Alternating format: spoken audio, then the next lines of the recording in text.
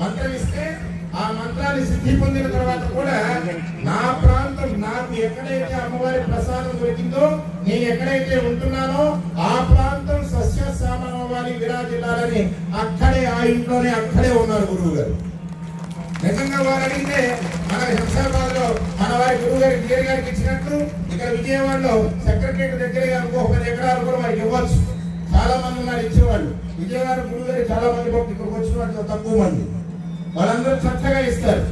కానీ ఆ గ్రామానికి నేను ఎక్కడ ఉంటున్నానో వెదురుపాక వెలుగులోకి రావాలి, ఆ ప్రాంతం సస్యతగా ఉండాలని అక్కడే ఉన్నారు అనేక నుంచి.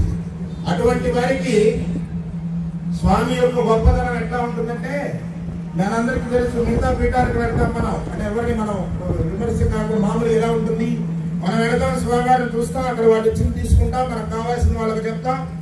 ఆ తర్వాత అక్కడ ఉన్న సాంప్రదాయం ఏముంటుందో ఆ సాంప్రదాయం నుంచి వస్తాం. కానీ మీరందరూ విజయ దుర్గా పీఠానికి వెళితే మీరు వెళ్ళగానే క్రితం 84 జన్మలలో మనం వారికి ఏదై ఉంటామో ఆ పేరు దాన్ని బట్టి పిలుస్తారు. నువ్వు క్రితం పూర్వం మా అమ్మాయిరా, నువ్వు క్రితం పూర్వం ఫలానా వాళ్ళ అమ్మాయివి, నువ్వు నాకు ఇది అని చెప్పి చుట్టూ బంధువులు బాంధవుల మధ్య ఉన్నట్టుంటుంది పీఠానికి వెళితే. ఆ అమ్మవారు కూడా అదే లక్షణాన్ని కలిగి ఉంటుంది. అక్కడికి వెళ్ళినటువంటి వాళ్ళందరికీ వాళ్ళ ఇష్టకామ్యార్థాలు ఏముంటాయో అవి ఖచ్చితంగా తీరుతాయి. చాలా నిదర్శనాలు ఉన్నాయి. మాకు పూర్వం మేము చోట కార్యక్రమం చేస్తుంటే పెద్దది వర్షం, పెద్దగా పడుతుంది వర్షం, అసలు వాహనం వెళ్ళాలి, వర్షం పడుతుంది. చిన్న ఉదాహరణ చెప్పి మనం తర్వాత జరిగిన కార్యక్రమంలో కూడా వర్షం పడుతుంది, అందరికి పాలు పోవట్లేదు, ఏం చేయాలని. దానికి ముందే పీఠం నుంచి నాకు గురువు గారు వాళ్ళ అబ్బాయి వాళ్ళ తమ్ముడు గారి అబ్బాయి బాబీ గారు ఫోన్ చేస్తున్నారు. తిరిగి వారికి చేశాను నేను, మరి పిఆర్ఓ వారికి చేశాను. గురువు గారు ఎలా ఉన్నారు ఏంటి అందరూ మాట చెప్తున్నారు. వర్షం పడుతుందండి, మనం కార్యక్రమంలో ఉన్నాం, ఎట్లా అంటే పక్కన గురువు గారు ఉన్నారు, నేను చెప్తానన్నా. చెప్పారండి. ఒక 5 నిమిషాల తర్వాత మామూలుగా ఆగింది. నేను చెప్పిన విషయం మర్చిపోయి మళ్ళీ ఫోన్ వచ్చింది, ఏమండి వర్షం ఆగిందా లేదా అన్నారు. అంటే ప్రతిగమనము నిరోగమనము చేయగలిగినటువంటి శక్తి ఎవరికి ఉంటుందండి?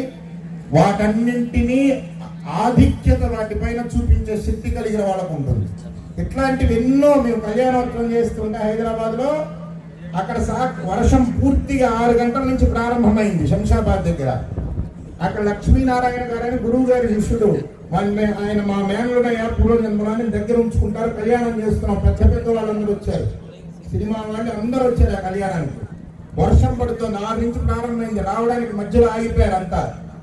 ఒక 40 నిమిషాలు ఆయన చెప్పారు గురువు గారికి, ఇంకా ప్రారంభం లేదండి, స్వామి వాళ్ళు అలంకరణ చేసుకుంటున్నారు, వర్షం పడుతుందని చెబితే అరగంట తర్వాత మీరు ప్రారంభం చేస్తారు కళ్యాణోత్సవం, 6:40 6:45 పూర్తవుతుంది, కంగారు పడకయ్యా అని చెప్పారు. తర్వాత మళ్ళా చూస్తే అంత మామూలుగా అయిపోయింది, వర్షం ఆగిపోయింది, పెద్ద వర్షం గడగల పడుతుంది. ఆయన మళ్ళీ ఫోన్ చేశారు, గురువు గారు ఫోన్ చేసి పీఠం నుంచి మాట్లాడారు. గురువు గారు వాళ్ళ సంబంధికులుగా ఉన్నవారు ఎవరు మాట్లాడి ఏమైనా తగ్గిందా అని అడిగారు. తగ్గిపోయిందన్న. నేను పూర్తి చేసే సమయానికి అందరూ తడిసిపోయి కళ్యాణానికి వచ్చారన్నమాట. మీకేంటి ఇక్కడ ఏం పడట్లేదు, మేమంతా అసలు అల్లకల్లోలంగా ఉంది, హైదరాబాద్ అంతా ట్రాఫిక్ తో కూడిపోయింది, మేము ఇక్కడికి రాగలిగామని. అంటే ఇవన్నీ మనకి తెలియడం కోసం చూపిస్తారు శక్తిని, మేము ఎలా ఉన్నామనేది తెలియడం కోసం చూపిస్తారు. నా దగ్గర అయ్యా నువ్వు ఆశ్రయించు, ఏ మధ్యగ్రహ నీకేం కావాలని ఆశ్రయించు, నాకు కావాల్సింది ఏంటో అమ్మని ప్రార్థన చేయి, నేను ఇస్తాను. ఎవరండి మనం వెళితే నేనున్నాను చూసుకుంటాను పోని ఎవరు చెప్తారు, కానీ వారు చెప్తారు. వెళితే ఏం కాదు నాయన నీకు జరుగుతుంది, నేనున్నాను చెప్తాను పోని. అంటే మన రిప్రజెంటేషన్, భగవంతుడి యొక్క రిప్రజెంటేషన్, ప్రతినిధిత్వాన్ని ధైర్యంగా ఇవ్వగలిగినటువంటి వ్యక్తులు ఎవరైనా ఉన్నారంటే మాకు తెలిసిన సత్పురుషుల్లో శ్రీమాన్ శ్రీ విజయ దుర్గా పీఠాధిపతులు వారే. వారందరికీ మనం ఒకసారి గురువు గారి యొక్క వయస్సు 83 సంవత్సరాలు. వారి వయస్సుని ప్రత్యేకంగా పదే ఎందుకు గుర్తు చేస్తున్నానంటే పీఠంలో నేను బయలుదేరిపోయే ముందు కూడా చెప్పారట, నేను మరలా రానంటే మా అబ్బాయి అంటారు, మా అబ్బాయి వాడు నన్ను జనాల్లోకి తీసుకెళ్తున్నాడు. ఎవరైనా ఏమనుకుంటారు, చాలా మంది పీఠాధిపతులు చూస్తున్నాం, లేనటువంటి దాన్ని వాళ్ళు మీద వేసుకొని మేమే చేసాం, మా వాళ్ళే గెలుపొందారు, మాదే ఆధిక్యత, అమ్మవారు కూడా రాత్రిపూట నాతో మాట్లాడుతుంది, నేను చెప్పినట్టే పొద్దున్నే చేస్తుంది, నేను చెప్పకపోతే అసలు ఆవిడ పొద్దున్నే పూలమాల కూడా వేసుకోదు.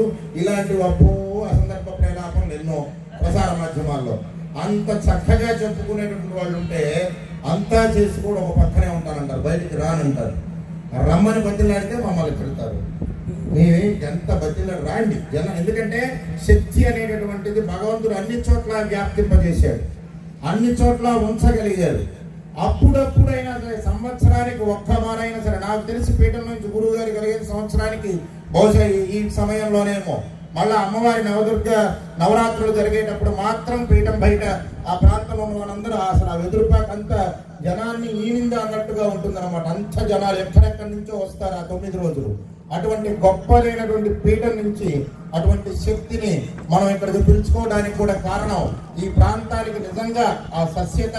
మేము 4 సార్లు చేస్తే గురువు గారు 2 సార్లు వచ్చారు, 2 సార్లు రాలేకపోయారు. చెప్పిన తర్వాత కూడా అప్పుడు ఆ టైంలో ఆ సందర్భంలో నిజంగా ఆ ప్రాంతానికి ఆ సుకృతం పీడబ్ల్యూ గ్రౌండ్స్ లో చేసినప్పుడు పిలిచాను, రాలేకపోయారు. ఆ ముందు రోజు వరకు అక్కడికి రావడానికి ఏర్పాట్లు చేసుకుని కూడా ఆ సమయానికి రాలేకపోయారు. కానీ ఈ ప్రాంతానికి నిజంగా అటువంటి శక్తి ఆపాదించుకునేది ఉంది కాబట్టి మనందరి దగ్గరికి గురువు గారు రావడం జరిగింది. అది కూడా మేము ఈ రోజునే పిలిచాం. ఎందుకంటే నేను చెప్పాను, మన విగ్రహ రూపంలో చూస్తున్నటువంటి అమ్మవారు ఒకళ్ళైతే సాక్షాత్ రూపంలో ప్రత్యక్షంగా చూస్తున్నటువంటి అమ్మవారు గురువు గారు. మనం బలంగా నమ్మాలి దాన్ని. మనం ఎప్పుడైతే నమ్మకాన్ని ఉంచుతామో అక్కడ వమ్ము చేయనటువంటి శక్తి ఖచ్చితంగా ఆ పాదాలకు ఉంది. చాలా మందికి తెలిసి వారి పీఠంలో ఉన్నటువంటి శిష్యుల యొక్క అనుభవాల్ని మీకు ఉద్యాపన చేసేటువంటి సమయంలో వారితో వారు మాట్లాడతారు. ఇక్కడికి మరొకరు మన విజయరాఘవాచార్య గారి కళ్యాణానికి మనం వచ్చారు. వారు మా బాబాయ్ గారు అంటాం. వారి ఇట్లాంటి కళ్యాణోత్సవ కార్యక్రమాన్ని బాధ్యత వహిస్తూ ఎన్నో చోట్ల చేయడం జరిగింది. వారికి కూడా తెలుసు గురువు గారి యొక్క అనుభవాలు. వాటిని తెలుసుకున్నాం.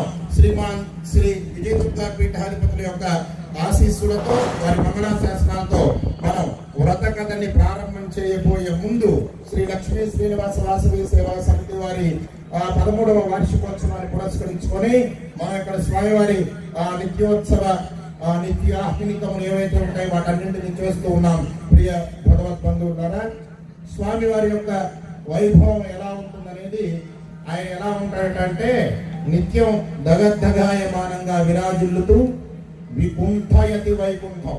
అసలు దానికి ఆకర్షణ అనేది తగ్గడం అనేది ఉండదట, ఎప్పుడు విరాజిల్లుతూ ఉంటుంది. అటువంటి వైకుంఠానికి పరోక్ష రూపాన్ని అలా ఉండేటటువంటిదే తిరుమల. అలాంటి దాని నుంచి అలానే ఉండాలి అని ప్రతికల్పన చేసుకుని ఇక్కడ మీ అందరి మధ్యలో స్వామి కైంకర్యాలు ఏర్పాటు చేసుకోవడానికి తగ్గట్టుగా ఒక స్వరూపాన్ని ఏర్పాటు చేసుకోవడం కోసం ఎవరిని ఎంచుకున్నాడయ్యా అంటే శ్రీ లక్ష్మీ శ్రీనివాస వాసవి సేవా సమితి వారిని ఎంచుకొని వారి ద్వారా ఈ 7 రోజుల పాటు ఈ కార్యక్రమాన్ని ఇక్కడ రూపకల్పన చేసుకున్నాడు స్వామి. వాళ్ళందరిలో మేము ఒక పాత్ర అంతే, ఒక క్యారెక్టర్. మనల్ని అందరి దగ్గరికి పిలుచుకున్నారు, చేస్తున్నాం. ఇటువంటి కార్యక్రమాలని పై సంవత్సరం గురువు గారి ఆశీస్సులతో, స్వామి యొక్క అనుగ్రహంతో శ్రీ లక్ష్మీ శ్రీనివాస వాసవి సేవా సమితి వారి ఉత్సాహాన్ని పెంపొందించే విధంగా మేము చెప్తున్నాం. స్వామివారి సమక్షంలో, గురుగారి సమక్షంలో పై సంవత్సరం ఏ ప్రాంతంలో మనం చేసిన 108 హోమగుండాలతోటి అష్టోత్తర శతగుండాత్మక యజ్ఞాన్ని ఈ ప్రాంతం అంతా సస్యశ్యామలంగా ఉండాలని ఈ కార్యక్రమాన్ని నిర్వహించినటువంటి కుటుంబాలంతటికీ ఎంతటి వాళ్ళకు కావలసినటువంటి ప్రేక్షత అందాలని అష్టోత్తర శతగుండాత్మకను పై సంవత్సరం చేయడానికి సంకల్పం చేశాం. మొన్నటి రోజున గురువు గారి ముందు దాన్ని మేము చెప్తున్నాం మీ అందరికీ. వారికి కావలసినటువంటి ఆర్థిక స్థైర్య ధైర్య పరిపుష్టత ఏదుందో దాన్ని భగవంతుడు పరిపూర్ణంగా అందించాలని కోరుకుంటూ మనందరం గురువు గారికి ఒక్కసారి నమస్కారం తెలియజేద్దాం. వాద్యం మీ దగ్గర మీకు అక్షతలు ఇచ్చారు, వాటిని మీరు చేతితో పట్టుకోండి.